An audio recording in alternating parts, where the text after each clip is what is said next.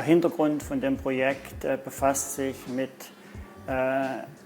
Schäden bei Holzfassaden, die in der jüngeren Vergangenheit relativ häufig aufgetreten sind, insbesondere bei Fassaden, die aus Tannenholz hergestellt sind.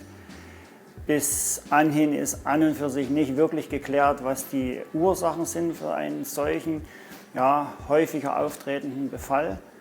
Das Problem dabei ist, wenn eine Fassade durch einen Pilz und insbesondere durch den Tannenblättling befallen ist, muss man früher oder später damit rechnen, dass größere Schäden auftreten und dass die Fassade über kurz oder lang teilweise oder sogar ganz saniert werden muss.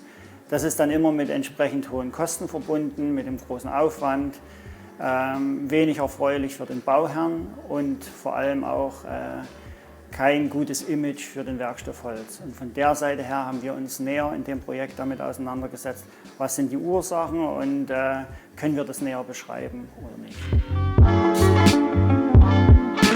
In dem Projekt wurden im Rahmen von Laboruntersuchungen eine große Vielzahl an Experimenten durchgeführt, die sich in erster Linie darauf beziehen, wie stark wird das Holz durch den Tannenblättling abgebaut.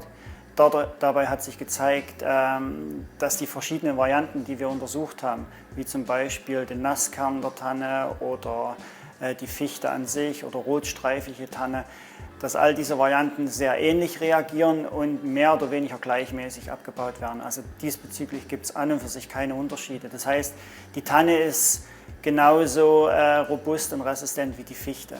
Auf der anderen Seite hat sich gezeigt, dass die Tanne oder das Tannenholz relativ sensibel und sehr schnell auf Feuchtigkeit reagiert. Und das hat zur Folge, dass sie sich eben auch sehr schnell auffeuchten kann. Und das könnte ein Indiz dafür sein, dass sie tendenziell schneller befallen werden kann. Das ist der einzige Aspekt, den wir dort als Unterschied zwischen den verschiedenen Varianten eigentlich herausgefunden haben.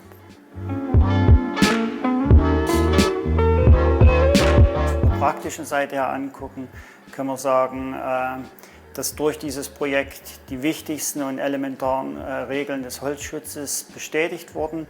Das heißt, das ist insbesondere deshalb wichtig, weil heutzutage über den modernen Holzbau diese Regeln teilweise nicht mehr in vollem Umfang beachtet werden.